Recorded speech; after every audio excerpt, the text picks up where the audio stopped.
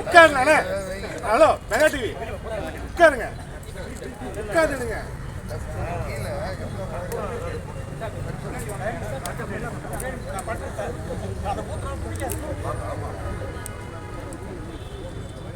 கொஞ்சம் art department சேர் எடுத்து போடுங்க. ஷார்ட் ஓகேவா எல்லாத்துக்கும்? கரண்டி கயிறெல்லாம் பண்ணக்கூடாது.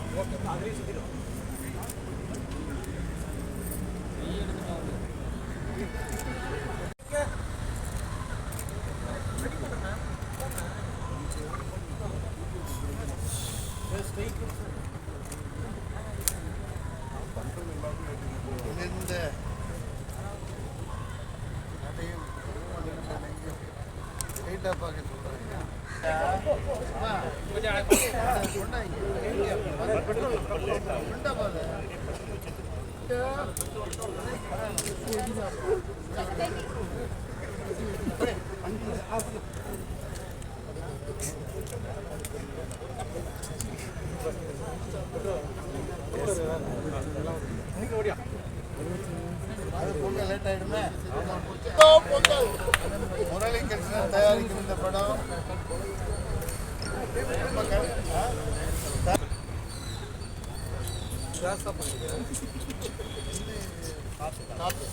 சரி நடக்குது. எதிர்கட்சிகள் சரி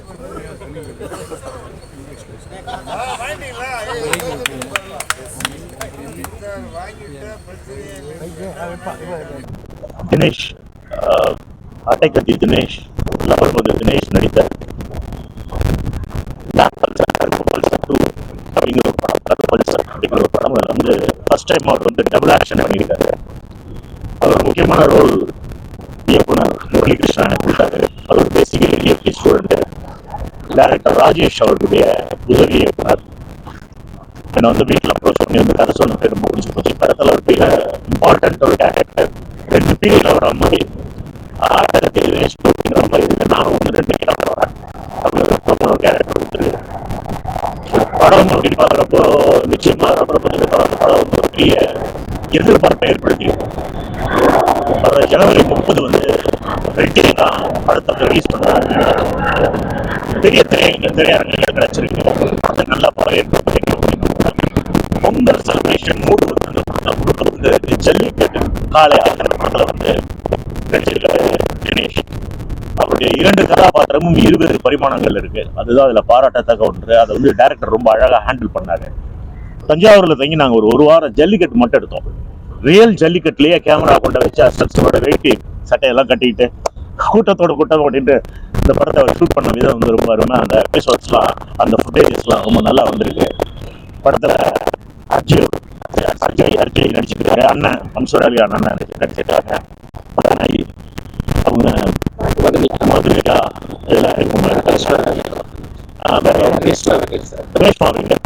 நிறைய பேர் நடிச்சிருக்காங்க. பழக்கம் போல எல்லாருக்கும் ஆதரவு கொடுக்குறீங்க.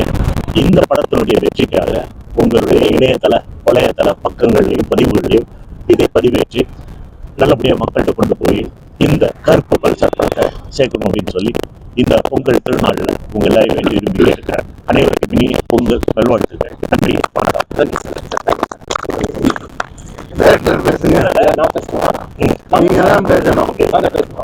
என்னாச்சு?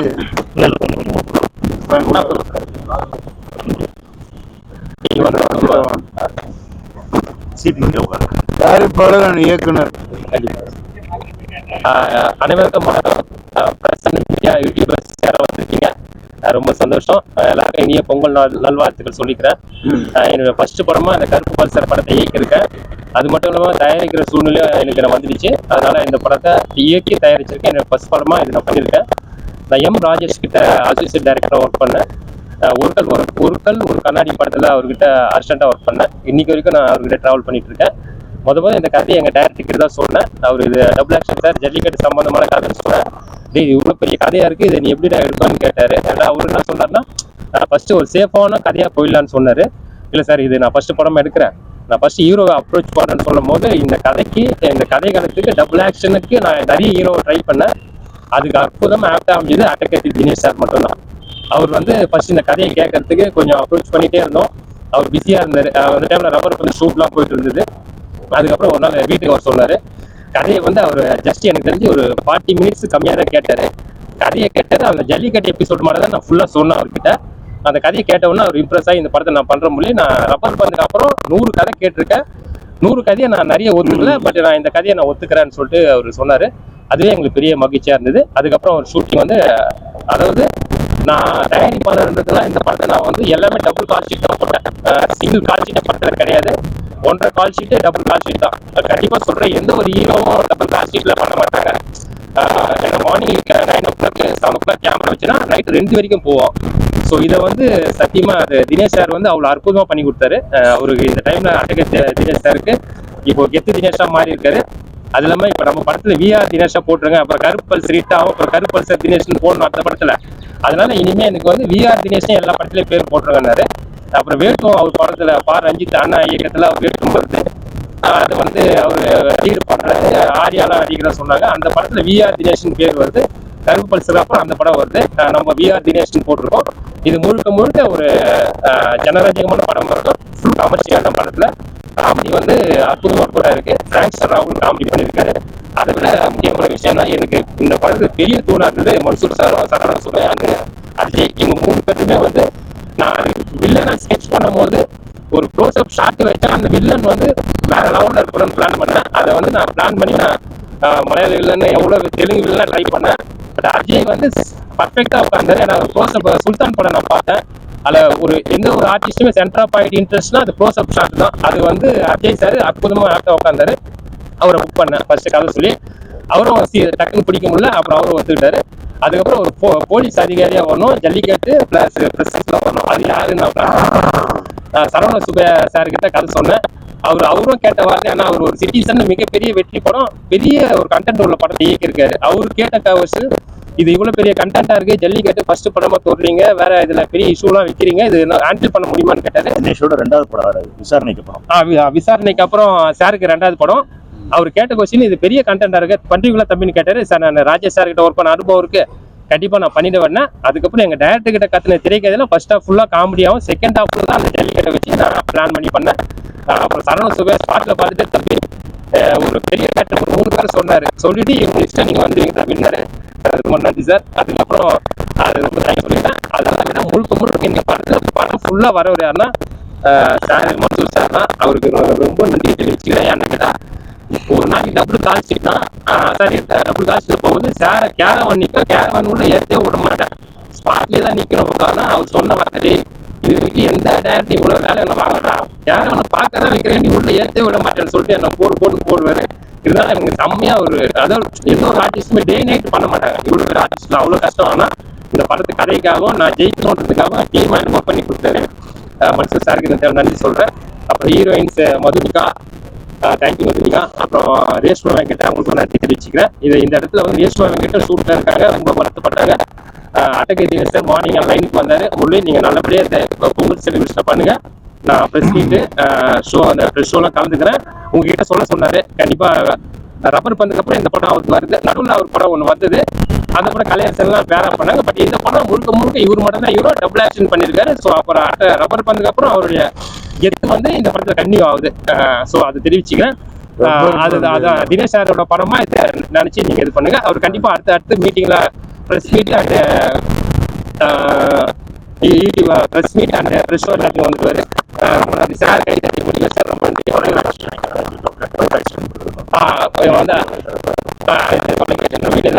யூடியூபர்ஸ் எல்லாருக்கும் ரொம்ப நன்றி தெரிவிச்சுக்கேன். ஒரு ஃபர்ஸ்ட் டைரக்டராக வந்திருக்கேன். அது இல்லாமல் தயாரிப்பு ரொம்ப சவாலாக இருந்தது. 2 ஏற்று பண்ணதுக்கு எனக்கு சப்போர்ட் பண்ணுங்க, ரொம்ப நன்றி. அடுத்து கொஞ்சம் சப்போர்ட் பண்ணி கொடுங்க. எல்லாருக்கும் நன்றி தெரிவிச்சுக்க. நன்றி. உங்களை வாழ்த்துக்கிறேன்.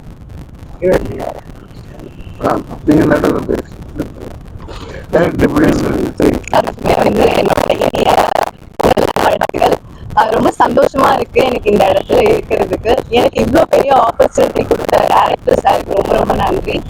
இது வந்து என்னோட 3rd படம் அண்ட் இது வந்து நான் ஒரு பெரிய ஆர்டிஸ்ட் கூட பண்றேங்கிறது வந்து எனக்கு ரொம்ப சந்தோஷமான ஒரு விஷயம். தினேஷ் சார் கூட வந்து ஒரு நடிச்சது வந்து ரொம்பவே ஒரு நல்ல எக்ஸ்பீரியன்ஸ். பிளஸ் என் கூட நடிக்கனாலும் இவங்க எல்லாரும் இந்த படத்துல இருக்கிறது எனக்கு ரொம்ப ரொம்ப பெரிய சந்தோஷமா இருக்கு. பிளஸ் ஜெயினி வாங்கிட்டாங்க படத்தை, அதுவும் எனக்கு வந்து பெரிய சந்தோஷத்தை கொடுக்குது. அண்ட் நன்றி, எல்லாரும் படம் பாருங்க. தேங்க்யூ.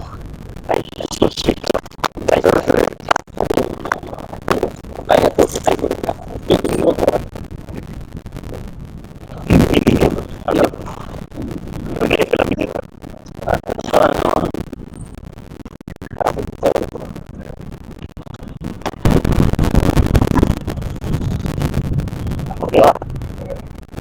அனைவருக்கும் இனிய பொங்கல் நல்வாழ்த்துக்கள். பிளாக் பல்சர் இதோட வந்து முரளி சார் ப்ரொடியூஸ் பண்ணியிருக்காரு. வாழ்த்துக்கள் சார், பொங்கல் வாழ்த்துக்கள் உங்களுக்கும். இந்த படம் வந்து ஜல்லிக்கட்டை பேஸ் பண்ணி ஒரு கமர்ஷியலாக இருக்கு. படம் அந்த ஒர்க் பண்ணும் போதே எங்களுக்கு வந்து இந்த படத்தை ஸ்க்ரீனில் பார்க்கலாம் அப்படின்ற ஒரு ஜல்லிக்கட்டை ஷூட் பண்ணும்போது அவ்வளோ பரபரப்பு இருந்தது. நானும் ஒன்று பார்க்குற ஸ்க்ரீனில் பார்க்கணும் அப்படிங்கிறதுக்காக நல்லா இருக்கிறேன். அப்புறம் இந்த படத்தில் நான் வந்து ஒரு நெகட்டிவ் ரோல் பண்ணியிருக்கேன். அதை சாரை வச்சுட்டு சொன்னேன். ஏன்னா என்னோட ரோல் மாடல் அவருக்கு மீறி நெகட்டிவ் அப்படின்றது ஒன்றும் இல்லைப்பா, ஆடுறவன் அதை விட நெகட்டிவா இருக்கு. இது ஒரு நெகட்டிவ்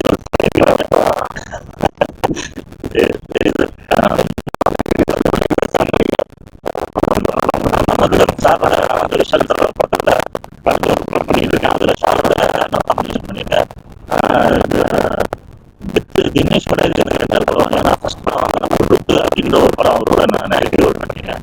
இந்த மாதிரி நிறைய படங்கள் போயிட்டு இருக்கு லைன் அப்பில். எங்கள் டீமுக்கு நீங்களும் ஆதரவு கொடுத்து ஆதரவு கொடுக்கணும். நன்றி. பொங்கல் நல்வாழ்த்துக்கள்.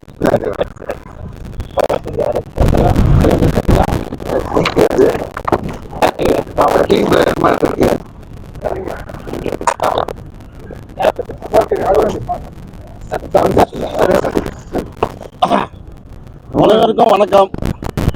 கருப்பு பல்சரின் இனிய பொங்கல் நல்வாழ்த்துக்கள். இந்த கருப்பு பல்சர் பொங்கல் முடிஞ்சு ஒரு இனிப்பான ஒரு சினிமா பார்த்த ஞாபகப்படுத்தும். இந்த பொங்கல் ஜனவரி 30ஆம் தேதி வருது. எல்லாருமே வந்து இந்த படத்தை பாருங்க. ஒரு பொங்கல் சாப்பிட்ட மாதிரி ஒரு ஃபீல் உள்ள ஒரு படமா இது அமைங்க. அதுக்கு என்னோட வாழ்த்துக்கள். இவங்க பார்ப்பாங்க, மக்களை பார்க்க வைக்க சொல்லுங்க.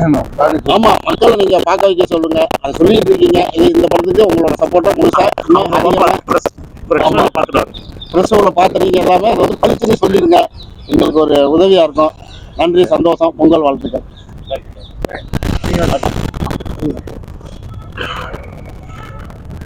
பாருங்கள், அவங்க என்னம்மா பேர் என்ன பேர்?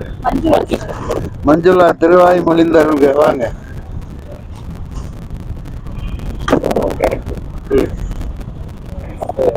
அனைவருக்கும் இனிய தை திருநாள் நல்வாழ்த்துக்கள்.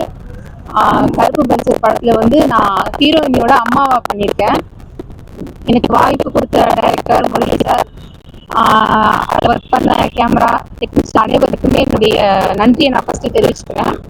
நான் நிறைய படங்கள் பண்ணாலும் ஒவ்வொரு படமும் இதுலையாவது வெளியில தெரிஞ்சிட மாட்டோமா அப்படின்ற ஒரு ஆர்வத்தோட தான் இருந்து நான் ஓடிட்டு இருக்கேன். இந்த படம் கண்டிப்பா எனக்கு மட்டும் இல்லை, எல்லாருக்குமே திருப்தியா இருக்கும் அப்படின்றது நான் நம்புறேன். எல்லாத்தையும் நீங்களே எங்க எல்லாருக்கும் சப்போர்ட் பண்ணுங்க.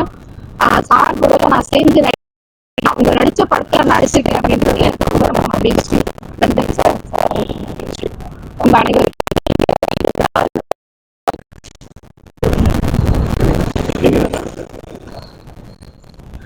அவங்களா? அவங்க என்ன வயசு?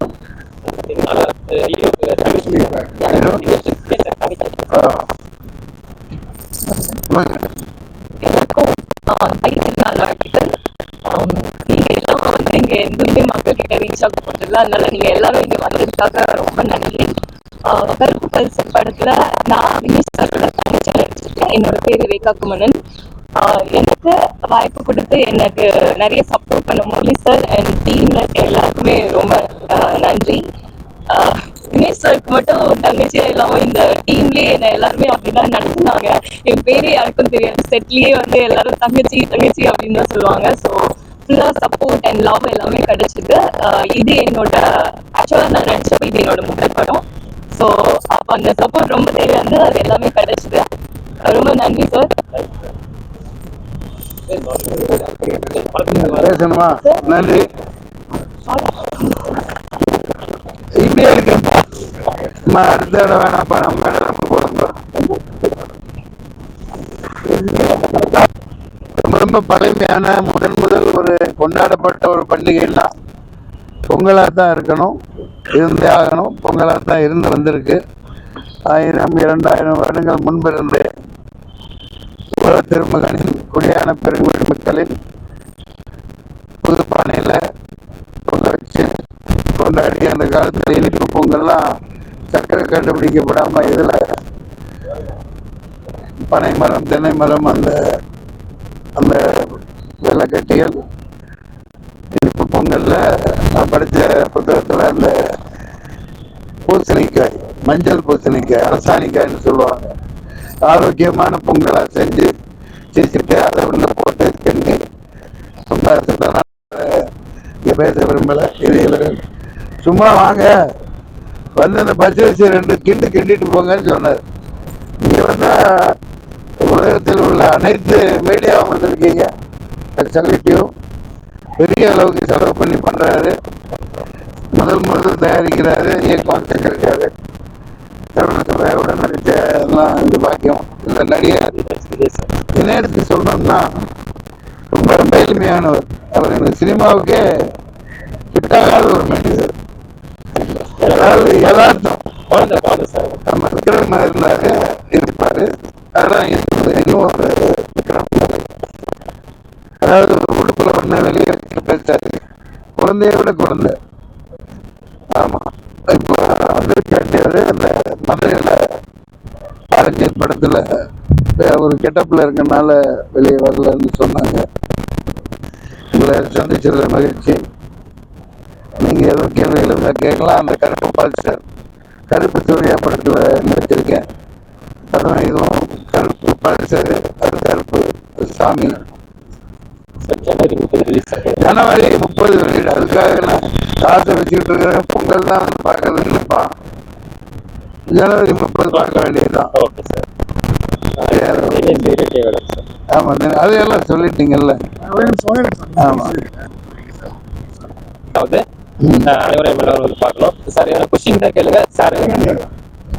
நடிக்கிறதான் செய்யறேன். இனிமேல் வெல் பெற பாருங்க, அது ஒரு பெரிய கதை. அது இங்கதான் இருந்துச்சு நம்ம அடையார்கிட்ட. அந்த இதை திடீர்னு நைட்டோட நைட்டா ஹரியானா கொண்டு போய் வச்சுட்டாங்க. அது கேட்க ஒரு நாய் இல்லை.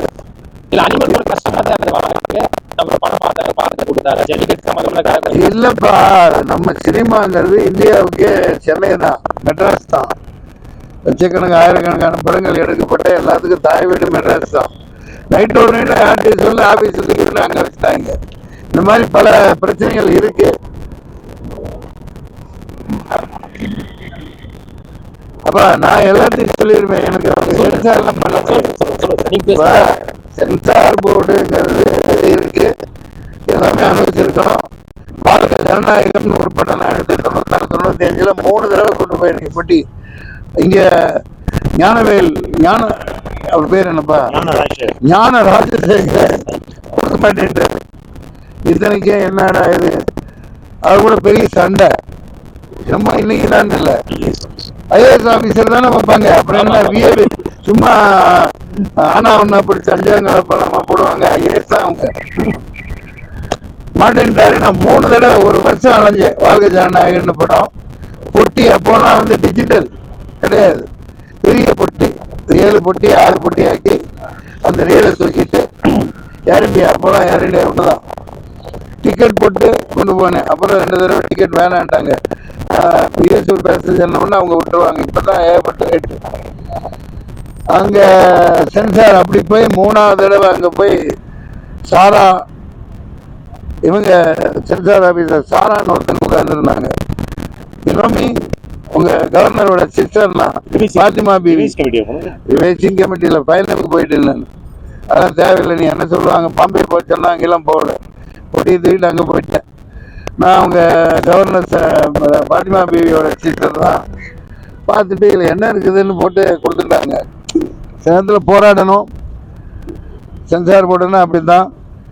50 லட்சம் வாங்கினதை விசாலெல்லாம் குற்றம் சொல்லியிருந்தாரு கொஞ்சம் வருஷம் முன்னாடி. 2 கோடி 1 கோடி இப்படிலாம் பாம்பேலாம் கம்ப்ளைண்ட் வந்திருக்கு. பல சென்சார் ஆஃபீஸர்கள் வாங்கிட்டெல்லாம் அந்த டைத்தை யூஸ் பண்ணி ரிலீஸ் பண்ணியிருக்காங்க.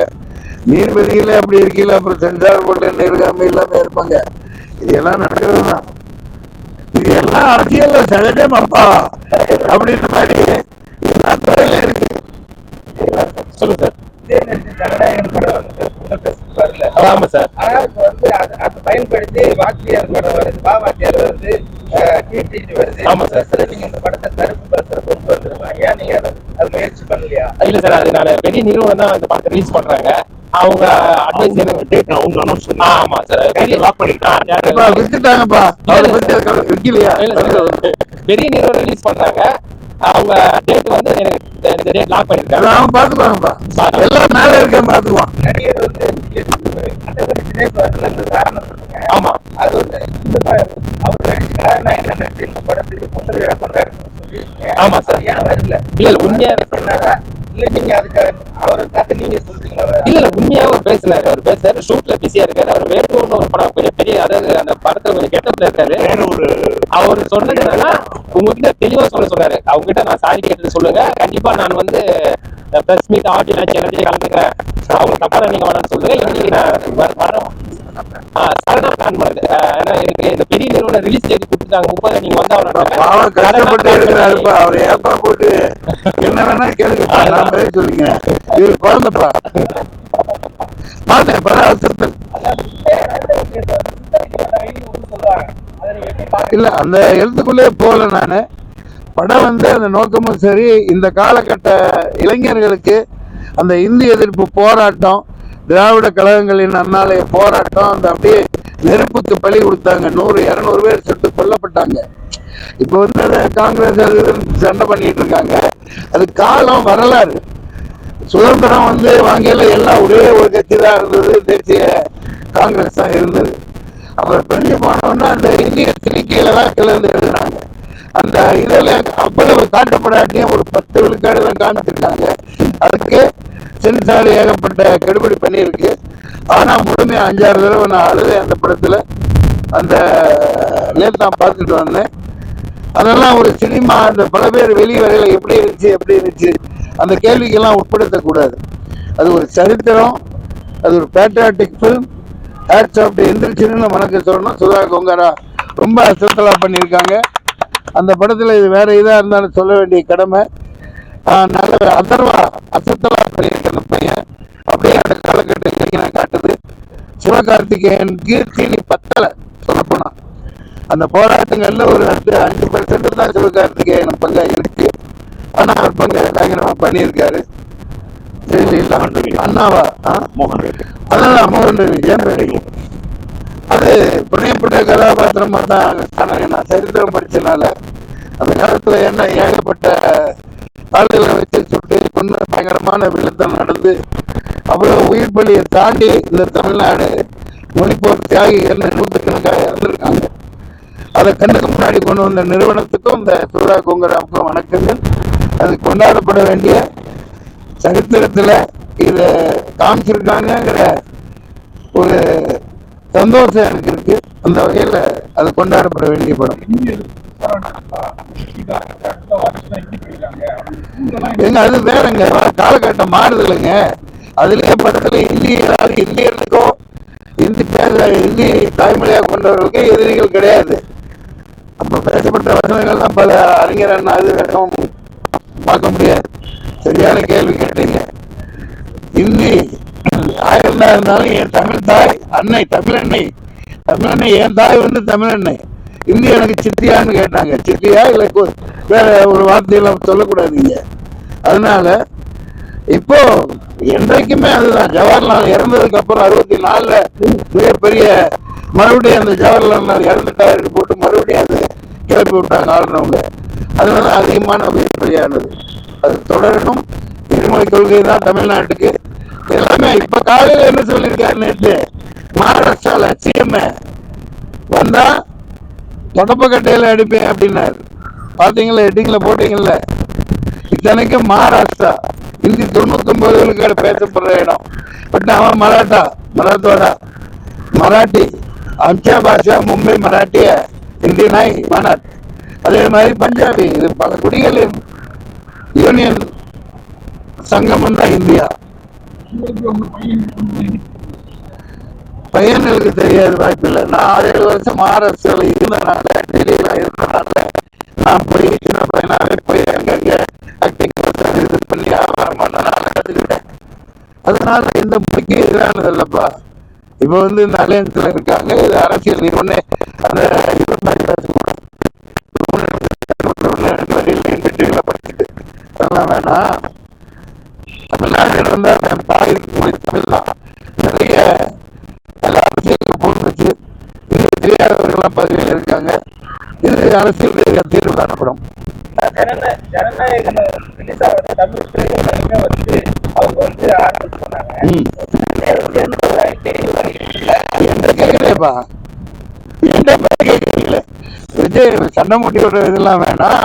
அவருக்கு சில கடமைகள் இருக்கு, சில பொறுப்புகள் இருக்கு. அது அதான் சொல்லிட்டல, அது ஒரே கல்லில் 5 மாங்காய் இருக்கு அதுல. அதனால அது ஒரு அதிர்ச்சி தான். ரசிகனா மக்கள் வந்து என்னடா வரலையே அப்படின்னு. அதுக்கு என்ன பண்ண முடியும்? அது ஒரு சினிமா திரைப்படம், கடந்து போக வேண்டியதுதான். அடுத்து வரும் வெள்ளம்.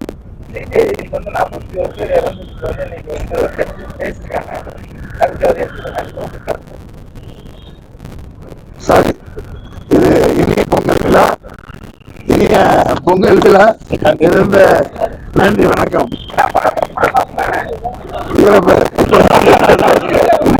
திடீர் விடிய பார்க்காம பேசுவேனா?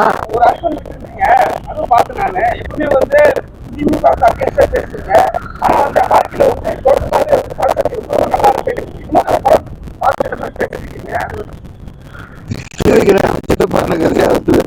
இன்னொரு வரைக்கும் என்ன பேசுறது தம்பி?